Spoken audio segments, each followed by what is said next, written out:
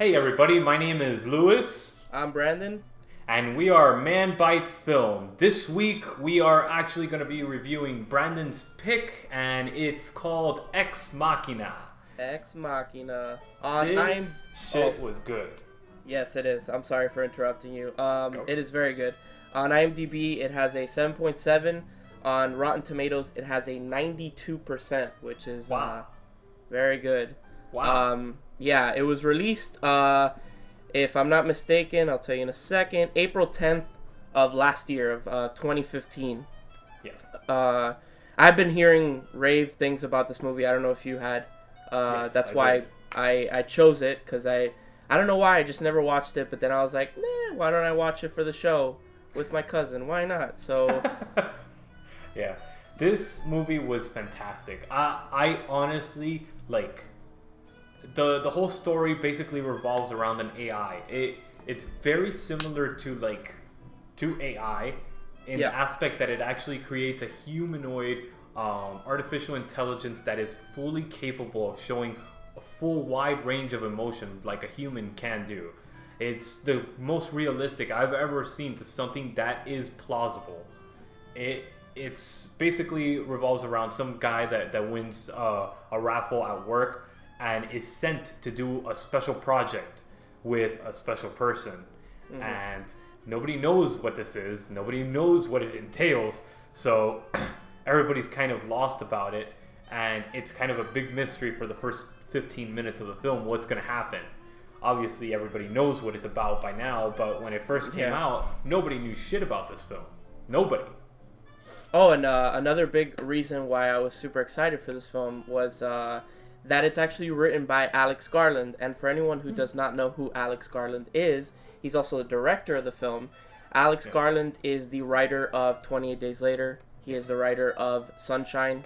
So, and of course they weren't directed by him, those two films, but they're phenomenal films, and I think he's a pretty good writer.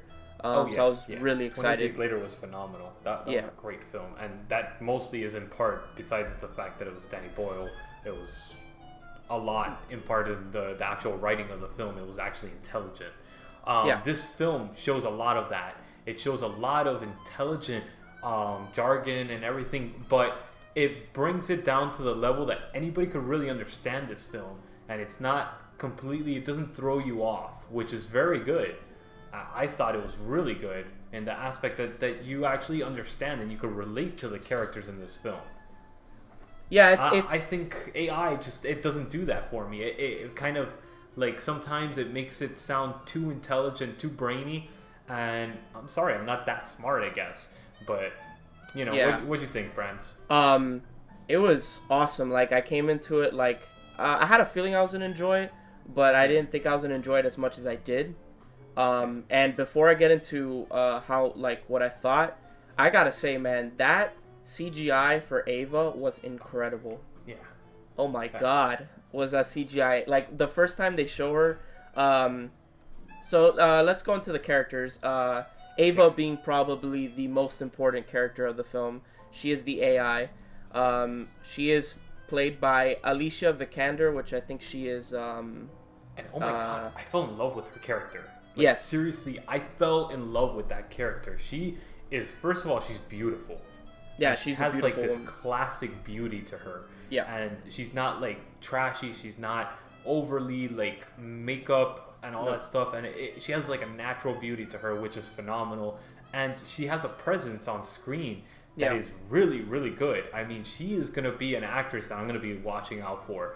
Because she's up there with Kate Winslet at that level at this point in her career. And that's phenomenal, considering that this is one of her first major roles, at least. Yeah, and then the other two main characters are the main character of the film, is Caleb, who is the one that wins the contest. He's played by sorry if I butchered this man's name, Domhnall Gleeson. He's Irish, and the other main character is Nathan, which is the owner of the estate that Caleb goes to meet. He's a billionaire, and he's played by Oscar Isaac. Which, fun fact about Oscar Isaac, he's from Miami. Really? The more you know. Huh. Yes, he is. That's interesting. Yeah, he's I didn't Guatemalan. like him as much. Believe it or not, I don't like him. I thought he was the weakest aspect of Star Wars. I didn't like his character. You know the other guys in Star Wars too, right? Oh really? Yeah, he's I forgot the character's name, but he's the one under Kylo Ren, the commander, the Oh yeah, you're right. That's him. Yeah. Holy crap! I forgot about that. Yeah. I disagree with. He did a phenomenal job, though. He did a phenomenal job in this film. I really think he between him and the AI character, you actually, the whole movie is motivated by them too. This guy Isaac, he doesn't really. I don't think he did a good job with it. I didn't like his character. I didn't associate with the character. I didn't think it added anything to the film. Anybody could have played that role, and it would have been good. You know what's funny? I have to disagree with you. I think he's next to Ava. He is my second favorite character, and then Caleb. Not that he's a bad character, not that the actor is a bad actor. I just didn't. The character didn't resonate with me as much as Nathan and Ava did. Yeah. Like from the beginning of the movie, there's this certain nuance to Nathan's character that you're like, there's something off about this guy. Yeah. From the get-go. Yeah. You're like, there's something not right with this guy. Like, and you will see later on that your hunch is correct, most likely. But I thought he was a great character. Like, he's kind of like a smart guy, but dumbed down. Like you said earlier, like there's never any like lingo in the film that is too smart. Like putting it back to Primer. Oh God, yeah. Like the lingo in that film was first episode. Yeah, exactly. The lingo in that film was a little bit too much, but the lingo in this film is not. It's kind of dumbed down, and that's not a bad thing. I'm not saying. And it doesn't dumb it down in such a way that it's insulting to you. Yeah, it's kind of just like, all right, this is understandable. He's trying to bring it to this character that doesn't know that much about science, so it's obvious that he's trying to teach him. But in teaching him, you're teaching us as well because we're not that smart either. Yeah. So it's like, all right, you kind of understand it. His character was kind of cliche. That's why I didn't like him. So Oscar Isaac's character was just the cliche, software engineer that thinks he's better than everybody else. And I've seen it done a million times and so much better than what he did. Social networking. This guy did a freaking phenomenal job with that character. He's the best in that aspect. Yeah. Fassbender did, this guy, what's his name? From Apple. Steve Jobs. Steve Jobs. That was a phenomenal role. He took that character, took that cliche, programmer, intelligent programmer, and made it likable to an extent. And you identify with that character. As much of an asshole as Steve Jobs comes out in that movie, he does a phenomenal job portraying that character. This guy does not. He does not act good. I don't like his acting. I want to throw this episode up a little bit up in the air. So I want to mix with characters right now before we go into our next segment, which is similar films. I want to mix spoilers in with characters because I want to bring some spoilery shit up. So spoilers. So if you guys haven't seen it, skip to the end or watch the movie before you watch this episode. I'm gonna put a disclaimer at the beginning as well, so just. Watch this if you've seen the movie only, or you don't even care about the spoilers and will forget before you watch the movie. So, spoilers. Nathan, the billionaire that Caleb is going to visit, he has created many AIs. He's created many robots by this point, and he doesn't let them leave. They eventually go crazy, they kill themselves, and that's why Ava, throughout the whole film, is telling Caleb, do not trust this man. Yeah. Right. What I wanted to ask you was, do you think that Nathan is a bad person? Because I don't. I don't think so. I really They are robots. They have no emotion. They're not human beings. He's not keeping a human being locked up in a room against their will. This is a robot that he created. Their feelings, their emotions, everything. So I think that he's eccentric and that he's more involved in his work, but that he's evil... No. Or a bad person? No. That he's completely eccentric, and yeah, he is. And also, they said Kubrick was eccentric, but Kubrick was a fucking genius, so he had a reason to be eccentric.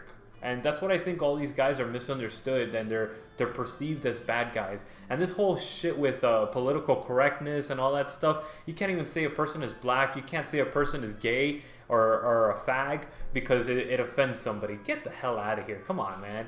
You know, that's so stupid. I want to call a guy a fag. He's a fag. What the hell do you want me to say? Oh that he's gay? Well, what's the difference between gay and a fag? What's the difference, honestly? What's the difference between calling somebody African American and black? All right. So you guys call you're able to call a person white, but you can't call him black. That's so stupid, and that's racist in my opinion. Yeah, but he's not a bad I don't think he's a bad person. That's the strange thing about the film is that they make him to be such a bad person, but at the end of the day, he's really not. He's just he doesn't want to let go of this AI so that someone else, steals his idea and all this other shit. And dude, that stab at the end was visceral as fuck because it's so slow. Awesome. Oh my god! Like I felt that shit. So cool. Yeah. Like the one where Kyoko stabs him in the back's not that bad. Kyoko being another android that you originally think she's a woman, but she turns out to be an android also. But when Ava stabs him in like his chest or his abdomen area, dude, that is awesome. Like it was so slow, like fuck you, and I was like, ooh. It was the ultimate, just like fuck you. Yep. You're dying, bitch. Yeah, like that all shit that was suffering you put me through. You're gonna die. It reminded me a lot, and this is gonna be intermingling with the similar films Blade Runner. That was very reminiscent of Blade Runner. That end scene with Blade Runner. Oh my god, that was freaking awesome. Yeah. And I felt the same type of emotion in this ending. It was really good, well executed. The cinematography in this film is phenomenal, on par with any Danny Boyle film, with the CGI mixed in with the actual beautiful landscapes. I have not seen something so beautifully put together and composited together as this film was. It's one of the films that I bought for Black Friday, and I had to have it. It was great when I first saw this. One last thing that I wanted to bring up in our spoiler segment is, why do you think Ava leaves Caleb at the end of the film? Why do you think she locks him in that room? Basically, because I don't think she has the full range of emotions that she thinks she does. I think that she's still, if you remember, again, it goes back to Blade Runner. Blade Runner, they had emotions, but also they were cold as fuck. It's true. So maybe their emotions haven't gotten to that point where a human would, and even humans would do the same shit. So even if you put into consideration the human nature, then maybe that's what she's doing. She's exactly going with human nature. I don't know, like I was thinking about it, like it kind of like it was a film that when I ended it, like I was like, why did she do that? The whole film, him and her are talking, and like they seem as if they like each other. I thought it was a great ending. I thought it was a great ending. It was very fitting to the film. And I think what happened, the reason that Ava leaves Caleb in the room is because I think she is afraid that if he leaves with her, that people will find out she is a robot eventually. And Maybe. She doesn't want that. She wants to be able to live a life. Like, it seems as if she wants to be a human being. Or at least feel what it is to be a human being. So I can see that. I think that's the reason that she leaves him there. She's like, he's too much of a burden. He's too much of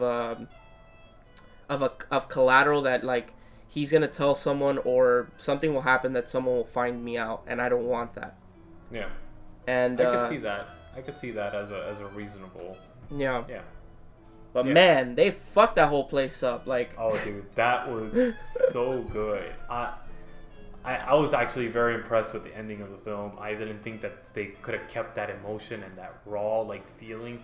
Yeah. Yet kept the cinematography so beautiful, and the camera is so still. Yet you feel like you're in the scenes. It's very interesting how they did that. I thought that they portrayed a lot of the emotion through the camera, and the camera didn't move, which was great. I love that. That's talented filmmaking in that. There's a lot of stuff that I love. Like it sucks for Caleb. Like he's not a bad guy, and like that he's gonna die there. Yeah. He's basically gonna die. And like, there's other stuff I love about the film, like at the point where he himself thinks that he is a robot. Yeah. When he cuts himself in front of the mirror. Yeah. To like look into his flesh to see if he sees gears and shit like that. Like, he's basically losing his fucking mind. Yeah. I thought it was very well done. Yeah. And it feels like the film took a long time and you were with the characters for a very long time, but at the same time you're never looking at your watch and you're never like, oh damn, that was a long movie. But after you finish experiencing it and you let it sit with you for a little bit, you realize that damn, I felt like I knew these characters a lot, and like they really, like, you know, I really got absorbed in that world with them, which is very rare for a film. Usually you fall out of love with a film if it takes too long. 2001 is able to keep my attention like that, and you feel like you span that long period of time, you know? Yeah. So, alright, so let's go into the next segment, which is similar films. You already said my similar film, son of a bitch, which was Blade Runner. I don't know if that's your similar film also. Blade Runner, AI, and oh my god, there was another one too. I forgot. Which one?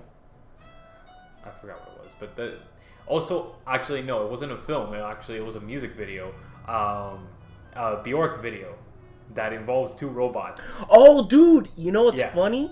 I was gonna bring that up, so I completely forgot, but like, her identical. Yes, man. Like, I was like, Ava looks like her, like them, like the two robots in the Bjork video. Holy shit! Thank you for bringing that up. Robots. Yeah, I completely forgot about that. Yeah. Which that was phenomenal too. I thought that was they really grabbed it and they made it their own, which is good. Yeah. But this film stood up. I personally gave it, I want to say a 7.5, but it's closer to 8 the more I talk about it. How about you? I was gonna go 8.59. Wow. Okay. Yeah, I really enjoyed it. I wouldn't put it that high because, first of all, the music was lacking a lot. Yeah, it really was. There was no real good music, and I understand that there is sometimes you want to use less music rather than more. Yeah. But this film didn't have any music. It was very, like, just bland in that sense. Also, the beginning of the film was kind of threw me off. It was way too quick, and it didn't have that much substance in it. I think that if they would have done the cold open straight into the house, I think that would have been better than doing that weird intro and make it rushed. I think that there is no point. It didn't add anything to the film having that intro at all. I don't think it told anything to the story that couldn't have been told on the flight into the complex or anything else like that. Yeah. I think it would have been better as a high concept film that would have been one location, because this is a very high concept film. It's limited storytelling. It's very small in scope. It has a very basic story, yet it tells a lot with it. So it's the epitome of high concept, and it would have been even more into that field if they would have stuck to that one location rather than doing the two locations, which didn't make sense in my opinion. Yeah, I agree with you. So Lewis is 8. I'm gonna go with the higher one, 8. I'm a 9. So definitely go watch this movie. They have it on Amazon Prime if you want to watch it or buy it or whatever, rent it somewhere. You got this. All right. So Brandon, next month, I want you to watch. Oh, you're gonna love this. This is for not watching Election all these weeks. I'm gonna give you Antichrist. This is currently streaming on Netflix, and this is my punishment for not watching Election all this time. You can't see me, but I'm literally shaking my head. So, thank you guys again. I really hope you guys enjoyed this episode, and we're going to be doing a couple other really interesting stuff this month. We have our 25th episode that's coming up next week, actually, and this is actually going to be a very interesting thing. I want to do a couple special features on the film, and just we're getting new music, we're getting different things in the film, that's in the show, that's going to make it a lot better, I think. And we'll see you guys next week, like always. This is Man Bites Film. You have Brandon that also has a couple other shows that he's going to tell you about right now. Alright guys, so if you like video games, and I'm actually starting a podcast on that channel too, most likely with a friend of mine, Gameside Manners. Gameside Manners. If you like friends playing games and talking shit, and you want to spend the time daily, 10 minutes of your time, not much, go check us out. That's Gameside Manners. Thank you. Alright guys, so again, see you guys next week, and like I said, every month we're going to be doing an episode with Brandon. Gonna try to do either the second to last Friday of the month or the last Friday of the month, depending on how it works out for us. But yeah, so we'll see you guys next week, and Brandon, I'll see you next month.